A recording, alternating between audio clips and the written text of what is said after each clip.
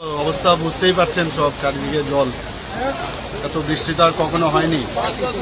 South ডিস্ট্রিক্টে যা আমার কাছে খবর আছে, প্রায় 375 মিলিমিটারের মতো বৃষ্টিপাত হয়েছে। অন্য জায়গায়ও আমি যে শুনেছি প্রায় 250 এরকম 350। তো এরকম বৃষ্টি তো আর কখনো ত্রিপুরাতে মানে আমার জানা মতে হয়নি।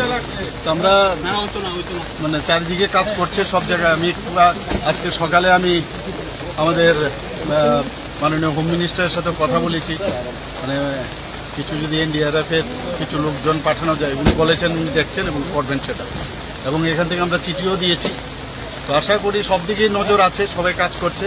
ডিএমরাও সতর্ক, সব দিকে এসডিএম সতর্ক, সমস্ত অন্যান্য যারা আমাদের এসডিআরএফ থেকে আরম্ভ করে সবাই কাজ করছে। স্যার, গতকাল আপনি দিল্লি থেকে এসে সঙ্গে সঙ্গে পর্যালোচনা বৈঠকে বসেছেন এই বন্যা পরিস্থিতি নিয়ে। এখন পর্যন্ত কতজনের প্রাণহানি হয়েছে? এবং এখন অব্দি তো আমার কাছে যা খবর আছে 7 জনের মতো, আর 2 জন বোধ হয় এখনো ওদেরকে পাওয়া যাচ্ছে না। তো পরবর্তী সময়ে জানা যাবে, আসল কি সংখ্যাটা জানা যাবে। যারা ক্ষতিগ্রস্ত হয়েছে তাদেরকে নিশ্চয়ই আমরা সরকারের তরফ থেকে নিশ্চয়ই আমরা সাহায্য করবো। যা করার আমরা করবো, মানে এক্সট্রিম অব্দি আমরা যাবো, যা সাহায্য করবো। বহু জায়গায় দেখা যাচ্ছে এনিমেল ভাবে আনতে পারা যাচ্ছে না, বা মানুষও ভোগান্তি হচ্ছে। এটা তো আপনারা বুঝতেই পারছেন কি ধরনের, এই ধরনের তো এটা মানে কি বলবো, এই ধরনের তো ঘটনা আর কখনো আগে হয়নি।